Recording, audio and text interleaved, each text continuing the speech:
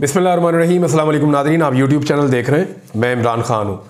सारे पाकिस्तान को बहुत बहुत मुबारकबाद कि नदीम अरशद साहब ने एक तो रिकॉर्ड साज किस्म की कारकर्दगी दिखाई है और जेवलियन थ्रू में, जिसे वो नेज़ा फेंकना कहते हैं, उसमें उन्होंने ओलंपिक्स में पाकिस्तान के लिए गोल्ड मेडल जीता है और ये 3 दहाइयों के बाद हुआ है। यानी बड़ा लंबा पाकिस्तान ने इंतज़ार किया एक और गोल्ड मेडल के लिए, लेकिन गोल्ड मेडल आ नहीं रहा था। हाँ, ये ज़रूर है कि ओलंपिक्स के लिए पाकिस्तान की बड़ी तंजीम बनी हुई है, उसके अंदर भी जो है वो बंदे और झोंके घुसी हुई हैं, पैसे पे पैसा खा रहे हैं, फंड पे फंड खा रहे हैं। जितनी सियासत खेलों के मैदान में है कहीं और है नहीं। बेड़ा गर्क पाकिस्तान के तमाम खेलों का किया गया है। हॉकी की मिसाल आपके सामने है, क्रिकेट में देखें पाकिस्तान कैसे नॉकआउट होके छोटी छोटी टीमों से हार कर बाहर निकला है। बाकी जो 2 गेम हम बहुत अच्छा खेलते हैं, स्क्वाश हम खेलते थे, एक के बाद एक प्लेयर आता था, अब कोई भी नहीं आ रहा। स्नूकर के अंदर पाकिस्तान ने एक दौर में जीता था, वो भी गायब। यानी कोई भी खेल ऐसा नहीं है जिसमें पाकिस्तान अब नाम रोशन कर रहा हो। वहाँ पे एक अकेला आदमी अपने दम पे उठा और उसने अपने दम पे कोशिश की। ना उसको कोई बेहतरीन ट्रेनिंग दी गई, ना उसको कोई अच्छे फंड्स दिए गए, ना उसको कोई तरबियत फराहम करने के लिए दुनिया में कहीं सपोर्ट किया गया। वो अपने दम पे उठा। 2016 में पहली मरतबा उसका नाम सामने आया। फिर थोड़े अरसे के बाद हमने दोबारा सुना कि वो एक अच्छी कारकर्दगी दिखा रहा है और अब उसने पाकिस्तान के लिए बिल आखिर गुज़िश्ता रात लेट नाइट हम सब देख रहे थे, पूरा पाकिस्तान देख रहा था, उसने पाकिस्तान के लिए गोल्ड मेडल जीत लिया है।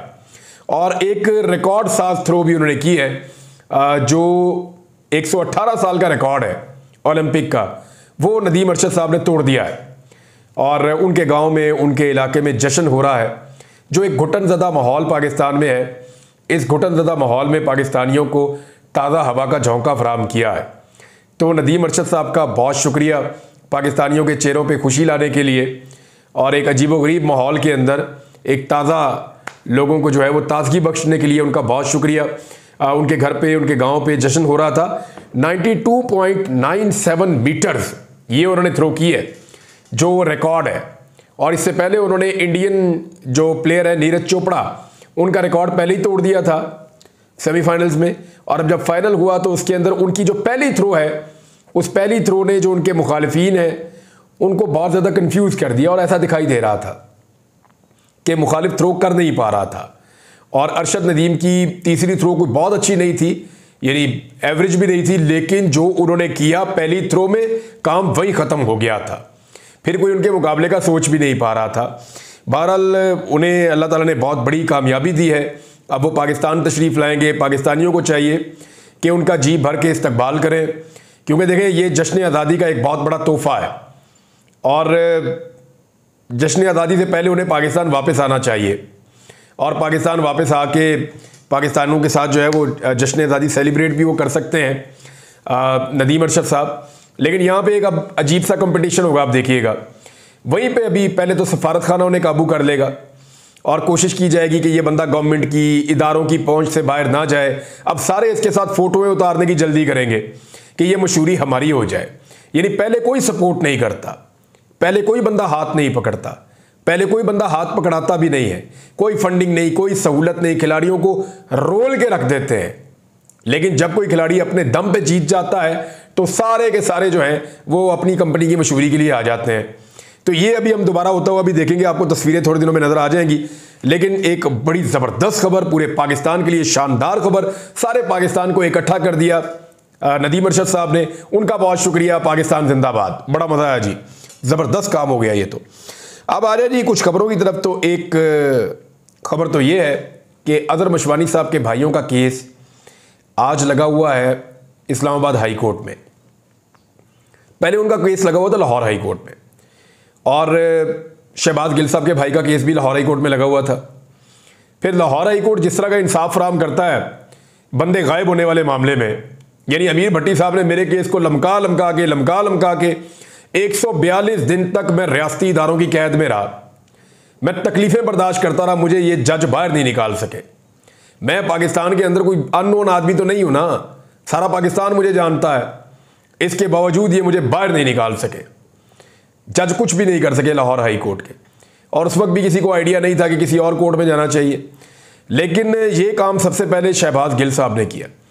उन्होंने लाहौर हाई कोर्ट से अपना केस वापस लिया और आके इस्लामाबाद हाई कोर्ट में केस किया और अपना भाई बरामद करवा लिया।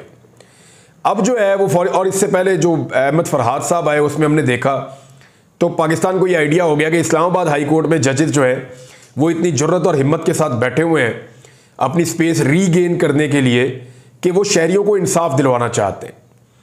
तो इसके बाद अब अजहर मशवानी साहब ने भी यही फैसला किया है और फौरी तौर पे अजहर मशवानी साहब ने अपना केस लाहौर हाई कोर्ट से वापस लिया और इस्लामाबाद हाई कोर्ट में केस दायर कर दिया है। अब सूरत हाल ये है कि अजहर मशवानी साहब के जो भाई हैं उनको गायब हुए लगभग 2 महीने हो गए हैं और इस हवाले से उन्होंने कुछ और मालूमात भी शेयर किए इस केस में। एक तो पिछला पूरा केस जहां उनके भाई को लगभग 4.5 पौने 5 माह बंद रखा गया था एक भाई को, और अब 2 माह से उनके 2 भाइयों को उठाया गया। रिकॉर्ड के अंदर वो दोनों जो है वो प्रोफेसर हैं, पढ़ाते हैं बच्चों को और दरसो तदरीस से वो वाबस्ता है और एक लोअर मिडिल क्लास की फैमिली है ये, और इनका सियासत से ताल्लुक भी कोई नहीं है, इनके भाई का सियासत से ताल्लुक है।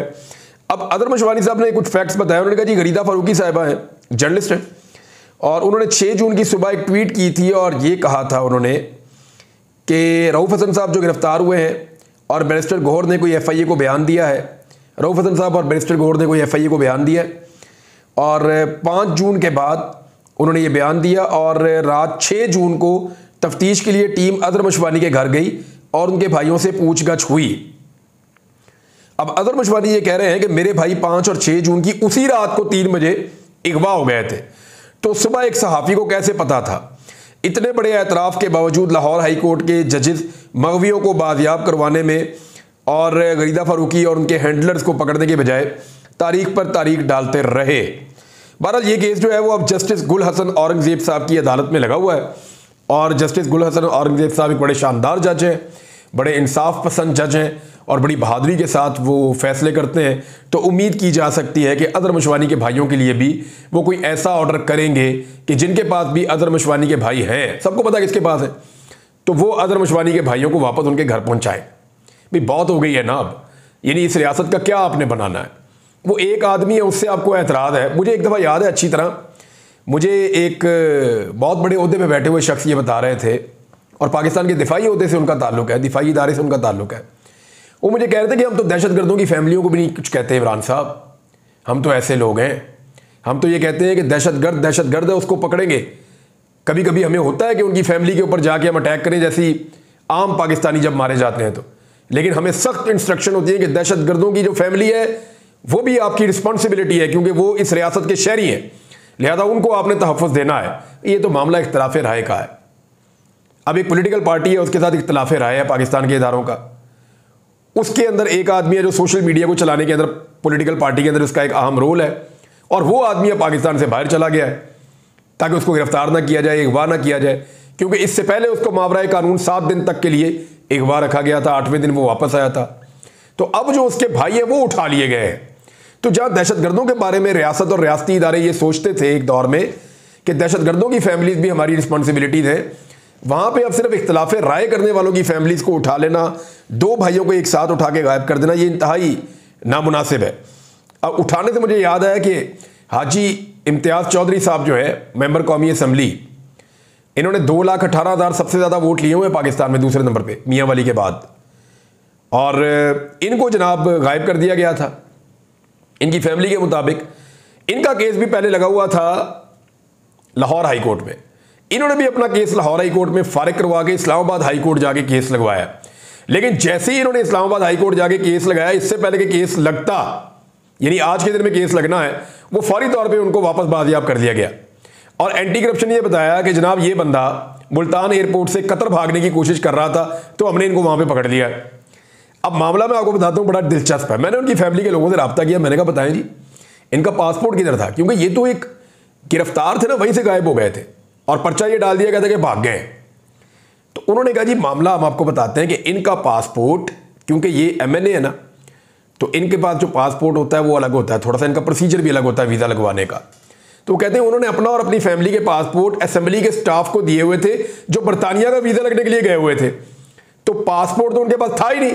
और अगर उन्होंने अपना पासपोर्ट लेना था तो उन्होंने खुद आना था ना, आगे अपना पासपोर्ट लेना था। एक आदमी जिसे पूरा पाकिस्तान ढूंढ रहा है, अदालतों के अंदर ढूंढा जा रहा है, केस लगे हुए हैं उसकी गुमशुदगी के, और कौमी असम्बली के अंदर उसके बारे में बात हो रही है, वो आया कौमी असम्बली में, वहां से अपने पासपोर्ट लिया और एयरपोर्ट चला गया। How is it possible? मेरे ख्याल में यहां पे दोबारा एक गलती हो गई है, दोबारा से एक और गलती, एक और भंड हो गया। जिस तरह शुभ को पहली लाइन में खड़ा करके गलती की गई थी, शुभ को पहली लाइन में खड़ा नहीं करना चाहिए था, उसको पहली लाइन में खड़ा करके पूरे प्रोग्राम का जो है वो क्या कहता था शेर अब्दुल मरवत, प्रोग्राम तो बढ़ गया, तो पहली लाइन में शुभ को खड़ा नहीं करना चाहिए था। इतना संजीदा और इतना अच्छा प्रोग्राम था, इतनी ज़बरदस्त तकारीर हो रही थी, इतनी अच्छी और सबक आमोज बातें हो रही थी। शहबाज शरीफ साहब ने बहुत ज़बरदस्त, बड़ी प्यारी प्यारी बातें की, बहुत पसंद आने वाली बातें की, लेकिन उसके बाद हमने देखा कि शुभ पहली लाइन में खड़े हुए हैं, तो ये बड़ा अनफॉर्चुनेट था, बड़ी बदकिस्मती है, ये नहीं होना चाहिए था।